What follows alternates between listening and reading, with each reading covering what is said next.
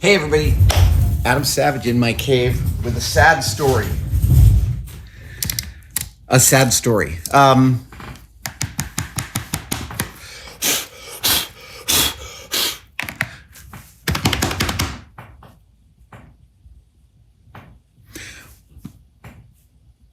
In the making of things, in the specific bandwidth of making things that I occupy, which is a generalist's bandwidth, sort of a theater bandwidth. The early stages of this kind of making involve a lot of tool acquisition. Sorry, I've got like dust all over here that's like grating on my arms. The early parts of at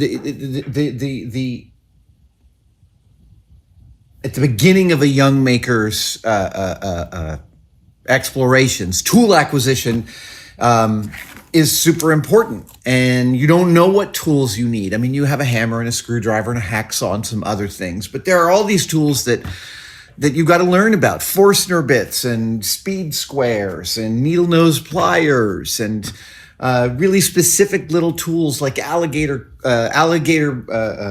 forceps and things like that. So at the beginning, we are a tabula rasa, and we are looking for information from the outside world. And that is like the whole early part of making is learning about tools from other people.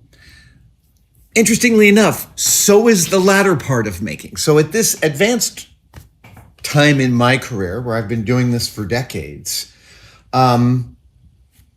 it's rarely new tools that I'm learning about, but it's what makers are trading at I feel like I'm being really inarticulate here, but let me, I was trying to frame this in an old maker, new maker kind of thing. Because it seemed germane. Old makers are always sharing with each other their favorite versions of tools. That's what I wanted to say. At the beginning, it's just what tool do I need? At the end, it's what is your favorite version and why? Because we all have all sorts of different parameters for the tools we like. I did a whole set of videos about how much I really, really revere the Stanley Workmaster series screwdriver handles. And part of that is specifically because I had one left over from my dad's toolbox, and it was one of the things that got stolen when our production got robbed on Savage builds. I'm not broken up about it. It's just, it has a sentimental as well as a form factor value. So yeah, old model makers, advanced makers love going into great detail on their favorite this or that, their screwdriver, their saw blade, their hacksaw blade, their air retrieval system. We have opinions on everything, and it's so much fun to share and to find out about one that you didn't know, because there's only so much that research can give, and the rest is this web of compared experience. And for the uninitiated, it may be surprising to you that pencils are like this really important thing. Maybe one of the most famous pencils is the Blackwing. Half the pressure, twice the speed. Palomino made these, and this is the Blackwing 602 pencil was revered among Disney animators and other animators. When I worked at Colossal Pictures in the 90s, a lot of their animators loved these. They went out of production. They became very sought after. Original packages on eBay can go for like a lot of money per pencil. I've told this story on the channel before, but years ago, I was at Jeff Tweedy's loft in Chicago, having lunch, and his loft is a marvelously cacophonous place where I feel right at home. And I looked over behind him on one of his electric pianos. He had a pencil cup, and I saw a Blackwing, and I was like, oh, a Blackwing pencil. And Jeff yelled out, "Pencil nerd!" And if there was a bell to ring, he would have rung it. I am a pencil nerd. I do have a bunch of these. I have some vintage originals that one of Tested's patrons sent me, and I have some of the repros. They're delightful. These are not my all-time favorite pencil. I draw in a different kind of way. I have different needs than an animator might. And my personal personal favorite is this, the PaperMate Sharpwriter number 2. So many of you have tried to convert me to the beautiful world of high-end mechanical pencils. Don't get me wrong. There's some magnificent constructions within that frame. But for me, I would lose them constantly. It does not matter. So I need for me and pencils, it goes all the way back to 2nd grade. My teacher, Mr. Sorkin, would give you a pencil. And if you needed another one, he'd give you another one, but he'd mark it on the board. And for every number of pencils, you got a mark. And it was like, they were keeping track that you were like using up too many pencils. So you got like a red mark if you used 10 pencils this semester, and you got a green mark if you used like 20 pencils. I had a blue mark. And the blue mark, my teacher told my mom, that means the pencil monster is following him and eating every pencil we hand him. So I'm always losing pencils, which is why I love this. It's not it is a disposable option. Sharpwriter number 2 PaperMate. I love this pencil. I learned about this pencil when I first got to Industrial Light and Magic in 1998. It was sort of the institutional pencil in the model shop, along with the institution of the checkbox, which changed my life. There's a whole chapter in my book about it. And I have loved this pencil ever since then. I have been buying it in bulk ever since then. So that is 1998, 26 years. 26 years I have been giving my love to this pencil.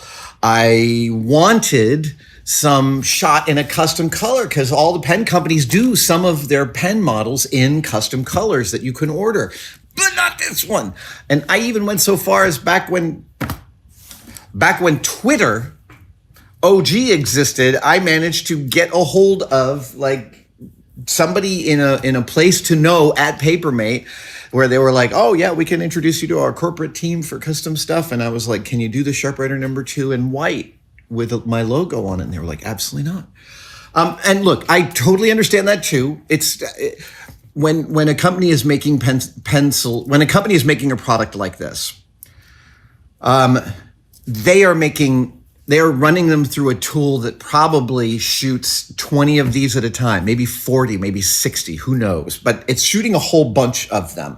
And that means that there's like a vessel of hot plastic pellets being mixed to be this exact color, a formula that's at the factory. Those are heated up and sent through these pipes into these big tools, which heat and cool in rapid succession so they can knock out as many pencils as possible. And changing a color on a line like that is a huge cost. You take the whole thing offline. You got to clean out the whatevers. I don't know exactly how it works, but I know you got to clean out the whatevers.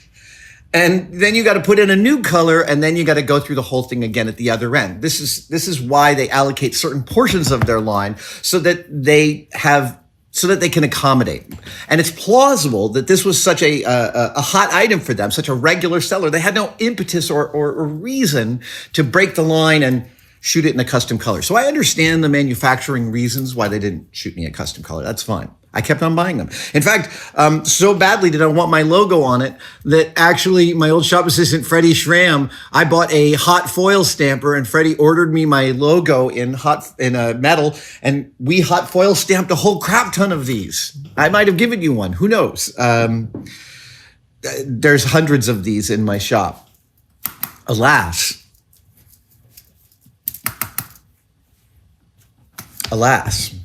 there are hundreds of these in my shop. This is my favorite pencil. I love the way the line feels.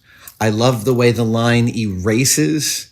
I love how much utility I get out of these. I drop them all the time. The lead inside rarely breaks. So many things about this are ideal.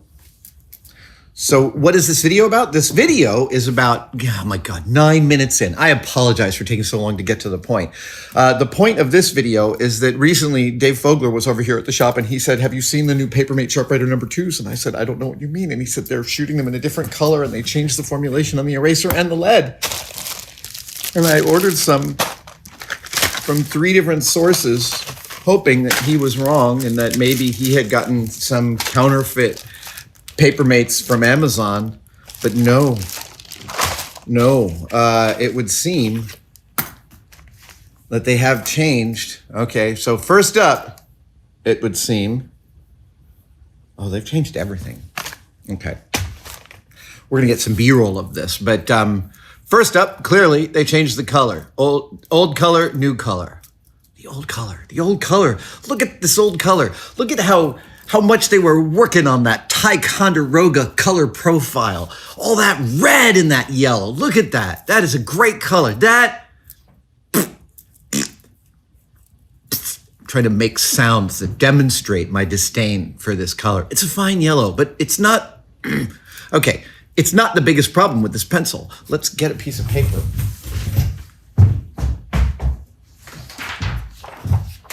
Okay. Line. There we go.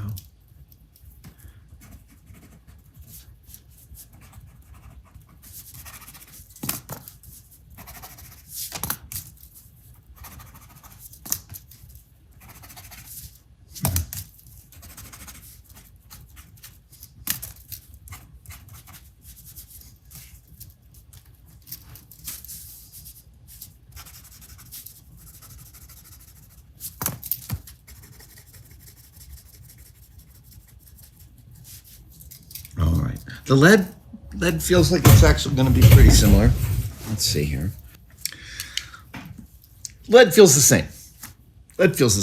All right. Let's try the eraser here.